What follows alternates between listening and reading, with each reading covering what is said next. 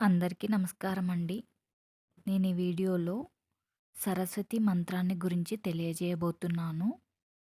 ఈ మంత్రాన్ని పిల్లలు రోజుకి 11 సార్లు జపించినట్లయితే వారి తెలివితేటలనేవి వృద్ధి చెందుతాయి. అంతేకాకుండా ఈ మంత్రము జపించడం వల్ల పిల్లలకి చదువుపై ధ్యాస అనేది పెరుగుతుందన్నమాట. వారు పరీక్షల్లో కూడా ఉత్తీర్ణత అనేది సాధిస్తారు. ఆ మంత్రం ఏంటంటే శ్రీం హ్రీం సరస్వత్యాయ స్వాహ.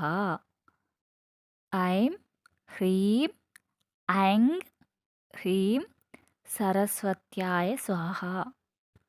ఈ మంత్రము అనేది రోజు జపించినట్లయితే ఫలితం అనేది మీకే కనిపిస్తుంది. So good luck. Thank you for watching.